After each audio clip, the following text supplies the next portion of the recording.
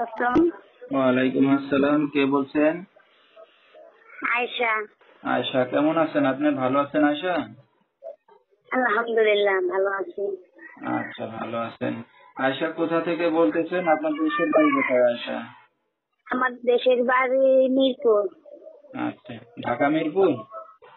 হ্যাঁ, ঢাকা মিরপুর। আচ্ছা, কোথায় থাকেন এখন বর্তমানে আপনি?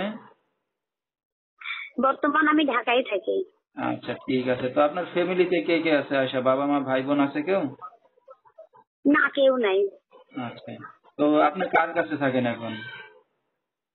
আমি একা থাকি, আমার বাবু নেই, আমার বাবু আছে একটা। আচ্ছা, ঠিক আছে। তো আপনি কি করেন এখন আয়শা? আমার স্বামী নেই, চলে গেছে। আচ্ছা, আপনি কি কাজ, কোনো কাজ বাজ করেন এখন? হ্যাঁ, আমি কাজ করি, কি বাসা কাজ? বাড়িতে কাজ করি। আচ্ছা, বাসা বাড়িতে কাজ বাজ করতেছেন, ঠিক আছে। তো দর্শক, শুনতে থাকুন আজকে আয়েশার জীবনের গল্পগুলা। আয়েশার সাথে আপনারা সরাসরি যোগাযোগ করতে পারবেন। ফুল ভিডিওটি দেখলে মোবাইল নাম্বার পেয়ে যাবেন, সরাসরি যোগাযোগ করতে পারবেন আয়েশার সাথে। তো আয়েশা, আপনার বাবা মা ভাই বোন কোথায়? কেউ আছে বেঁচে নাকি আপনি একাই থাকেন, কোনটা? না, কেউই নাই, আমি একাই আছি, বাবা মা ভাই বোন নাই। আচ্ছা, তারা মারা গেছে না ফেলে চলে গেছে?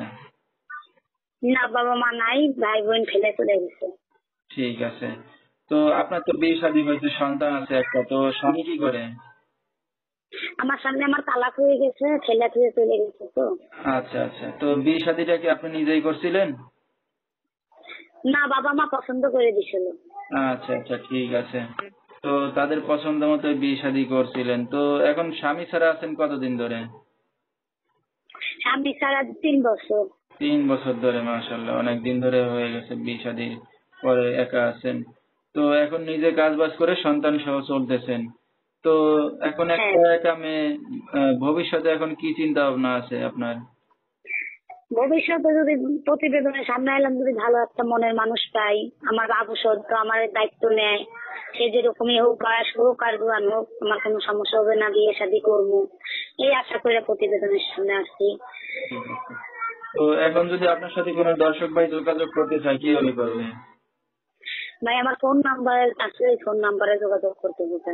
আচ্ছা, তো দর্শক, নাম্বারটা স্ক্রিনে পাইছি বলেছি, এই নাম্বারে যোগাযোগ করলে আয়শাকে পেয়ে যাবেন। যেহেতু বাবা মা নাই, দেখার মতো কেউই নাই, বিয়ের পরে স্বামীও ফেলে চলে গেছে, গত 3 বছর ধরে একা আছে। একটা মেয়ে সারা জীবন তো আর একা থাকতে পারে না।